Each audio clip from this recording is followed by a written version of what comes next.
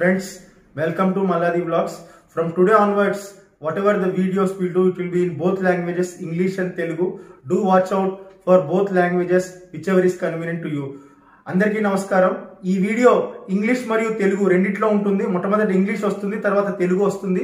కాబట్టి మీకు ఏ భాషలో ఆసక్తి ఉంటే ఆ భాషలో ఈ వీడియోని మీరు చూడొచ్చు, దీన్ని ఆదరించొచ్చు. Hi friends, it's been quite some time that after the 4 new labor codes that were reviewed in our channel in detail, that I had an opportunity to do another video. While I was searching for a new subject on which I could connect with you all on this forum, an interesting insight came through one of my friend Kranti. He works in Ultratech Cement. Other day he asked me an interesting question that, he asked me to suggest that if there are any books to learn about principles of natural justice. I was quite interested and puzzled that, how can I help him in terms of his query. Then I understood that yes, this is one subject which probably requires some amount of clarification and some amount of awareness among all the HR professionals and other employees in general. And it is in this regard that I decided that we'll be doing a series of videos on the inquiry proceedings or the disciplinary inquiry proceedings or the various other investigations which one would do as part of our HR professional journey.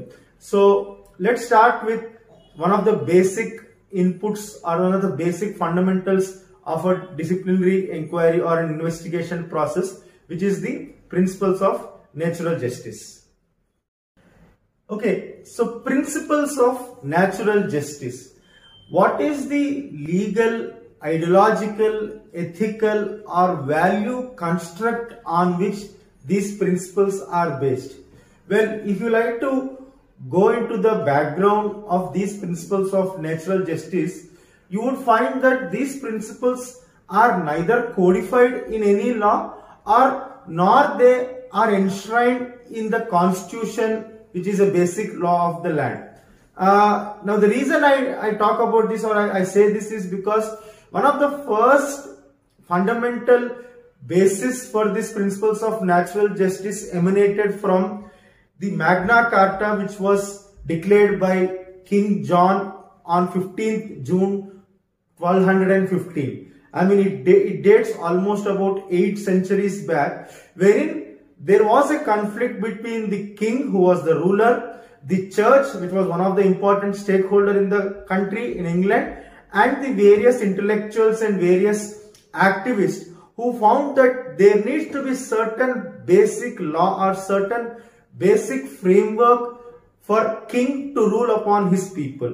It is then that in the Magna Carta, King John in 1215 has carved out that there are certain limitations for the actions which the king can take, and there are also certain rights or certain procedures with which each person will be deprived of his liberties or each person will be dealt for certain wrongdoings.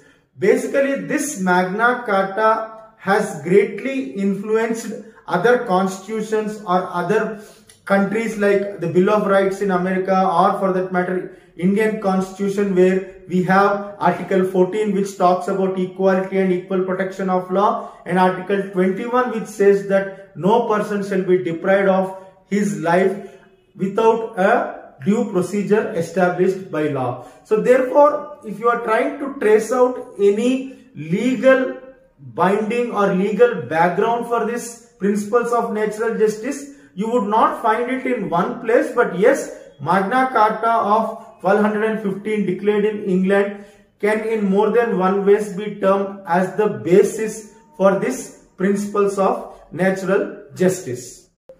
Okay, there are 2 original principles of natural justice which we commonly know them.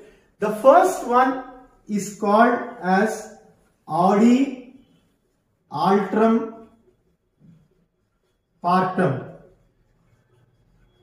This is roughly translates to hear the other person. Now what does this mean? This means that in case you are proposing to take any action on any person, one of the fundamental principles of natural justice is to hear the other person. Because unless you know the story of the other person and he gets an opportunity to present his version or his case, there cannot be any justice, whether it is a disciplinary proceeding or a criminal proceedings or a civil proceedings. Therefore, one of the fundamental principles of natural justice is audi alteram partem, or hear the other person.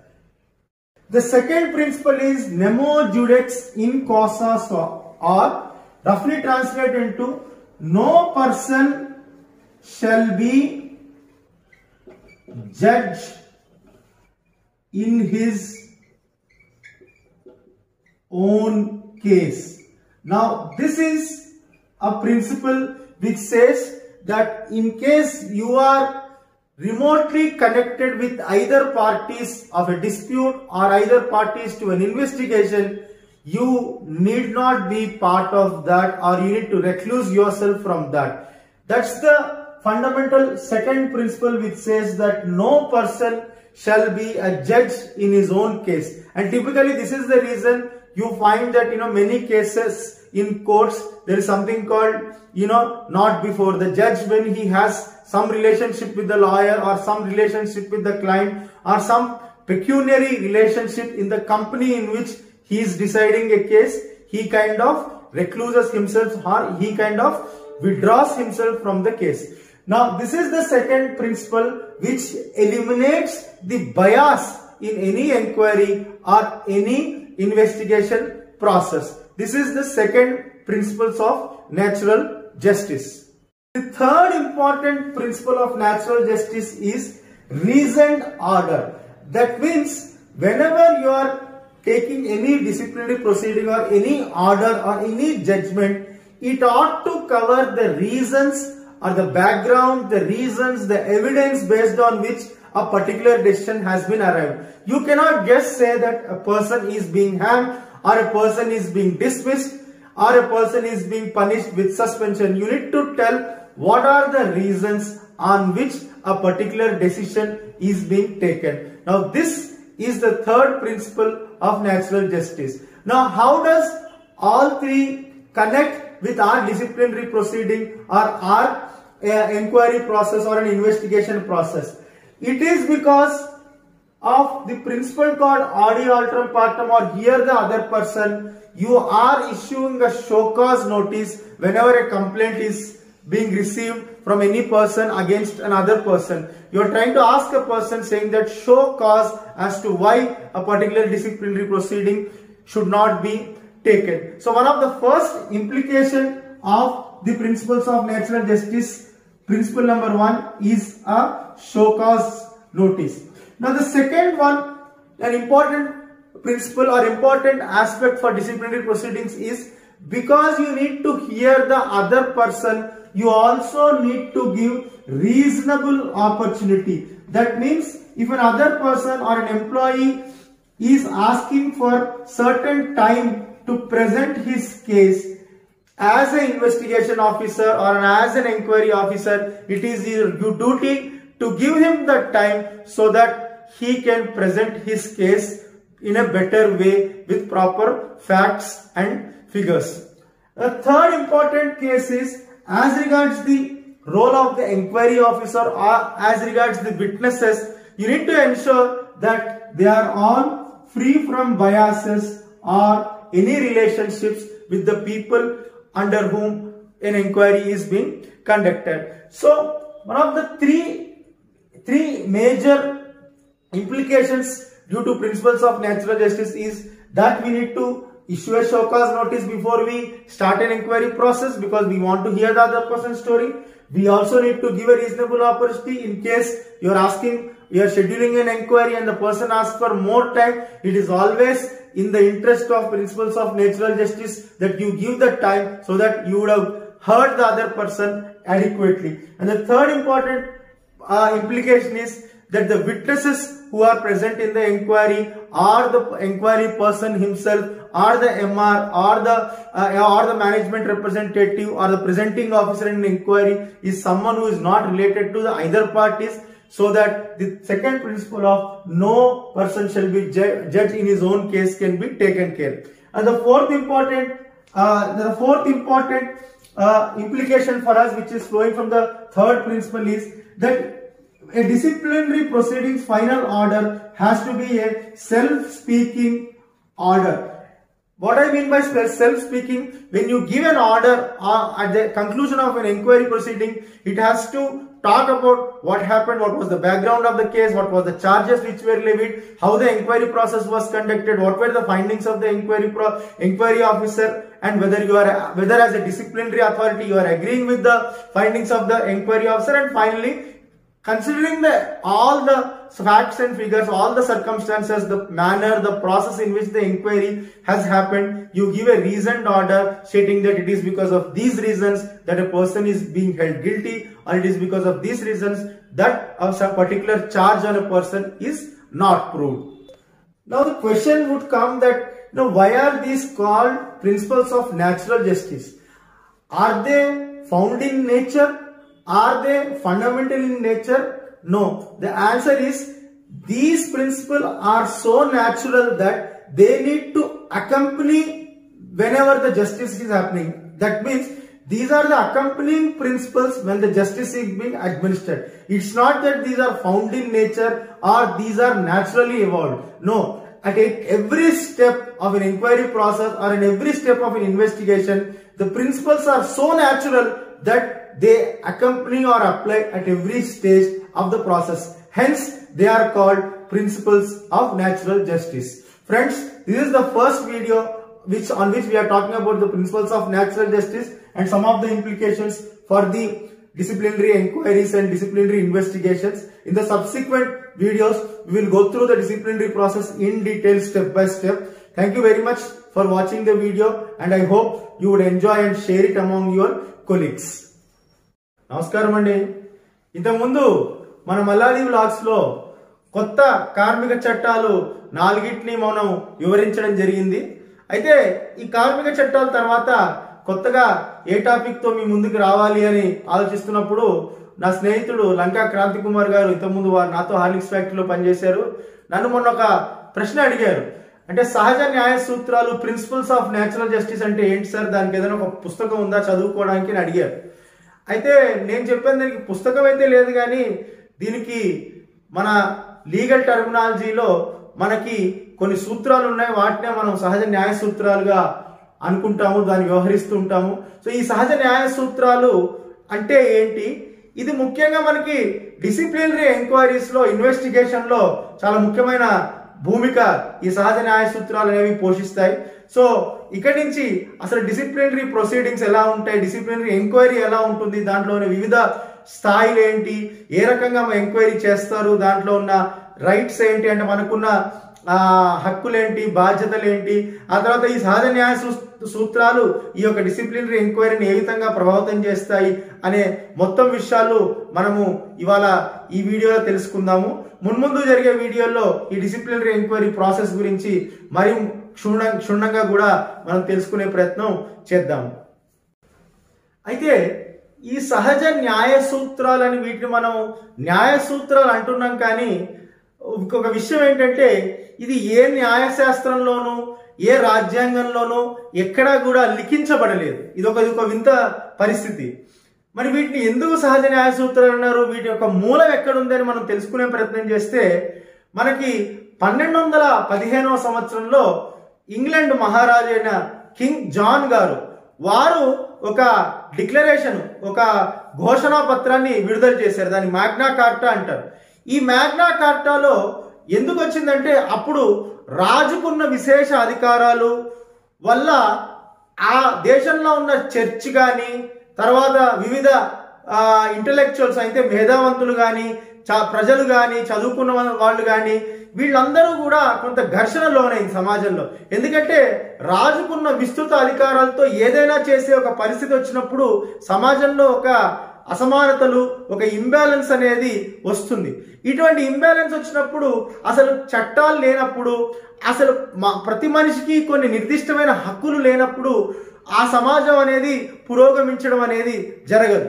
అటువంటి సందర్భంలో 15 June 1215లో ఈ Magna కార్టా అనే దాన్ని king John తీసుకొచ్చారు ఇంగ్లాండ్లో.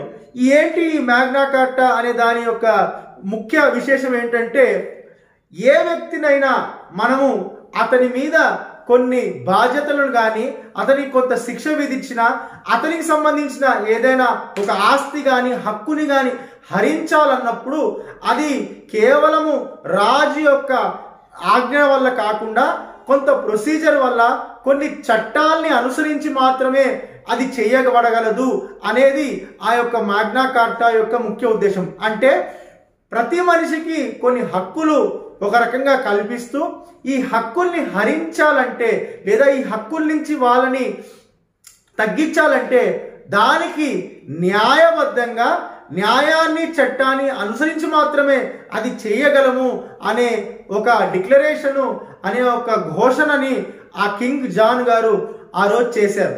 ఒక రకంగా చెప్పాలంటే ఈ మ్యాగ్నా కార్టానే ఆ తర్వాత అమెరికా రాజ్యాంగంలో బిల్ ఆఫ్ రైట్స్ గా లేదా మిగతా చాలా దేశాల రాజ్యాంగంలో ఇది ఒక వివిధ అంశాల రూపంలో పొందుపరిచింది. మన దేశ రాజ్యాంగానికి వస్తే రాజ్యాంగంలోని అధికరణ 14 ప్రకారము అందరికీ సమాన హక్కు, చట్టాల యొక్క సమానమైన రక్షణ అనేది రాజ్యాంగంలోని 14వ అధికరణలోను, అలాగే 21వ అధికరణలో ప్రతి మనిషికి జీవించే హక్కును, ఆ జీవించే స్వేచ్ఛను హరించాలన్నప్పుడు ఒక ప్రొసీజర్ ప్రకారం, ప్రొసీజర్ ఎస్టాబ్లిష్డ్ బై లా అనే దాన్ని మన రాజ్యాంగంలో కూడా పొందుపరిచారు.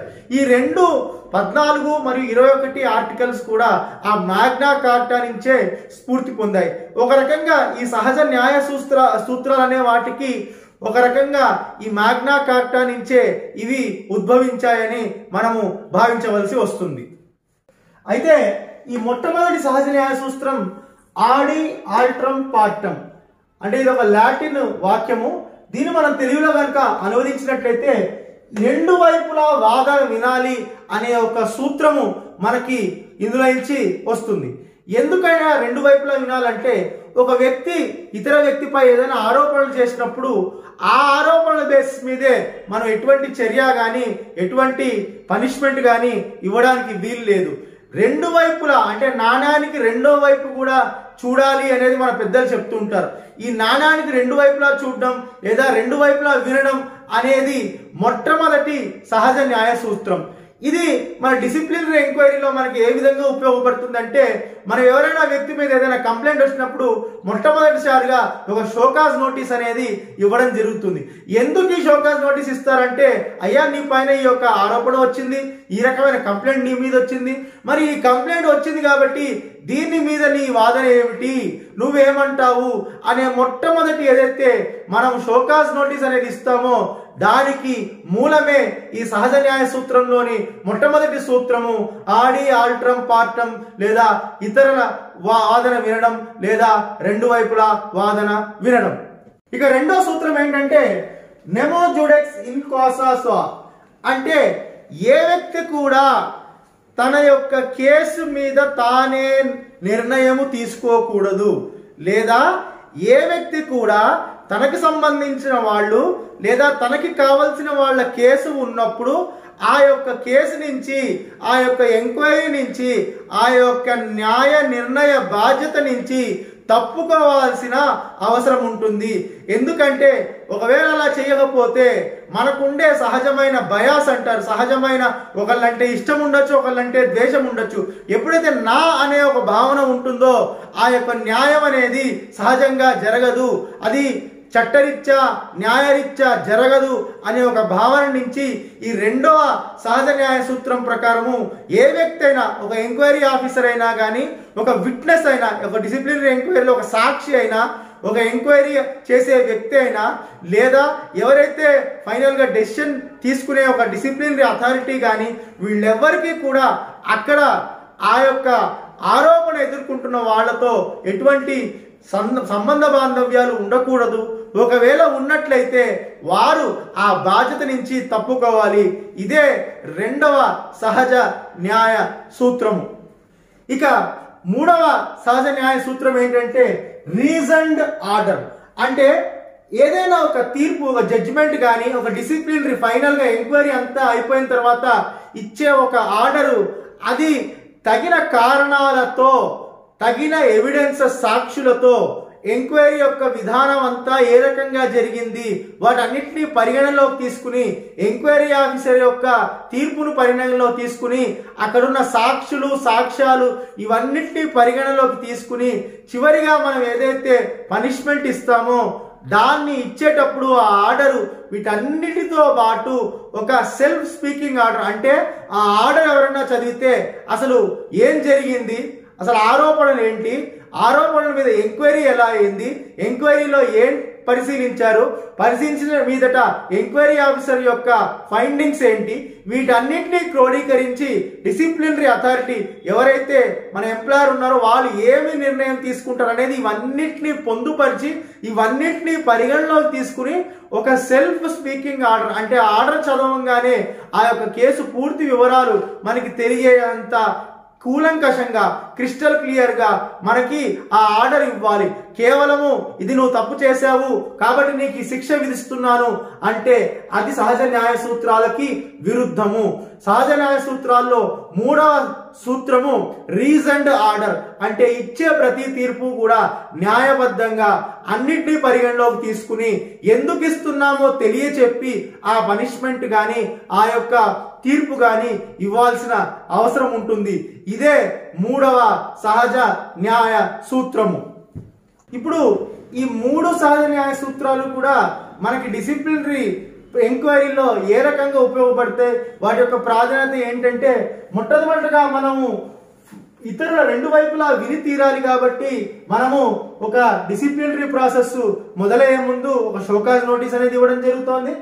రెండోది దాన్నే అనుసరించి రెండు వైపుల వాదన వినాలి కాబట్టి తగు సమయం, అంటే ఒకసారి మనకి ఎంక్వైరీ జరుగుతున్నప్పుడు ఆ వర్కర్స్ కానీ మేనేజ్మెంట్ కానీ ఎవరైనా కానీ మాకు కొంత సమయం కావాలి సాక్షుల్ని ప్రవేశపెట్టడానికి, లేదా మాకు కొంత సమయము సాక్ష్యాధారాలని ప్రవేశపెట్టడానికి, సాక్ష్యాధారాలని సేకరించడానికి కొంత సమయం కావాలన్నప్పుడు అది ఎంక్వైరీ ఆఫీసర్ విధిగా ఇచ్చి తీరాలి.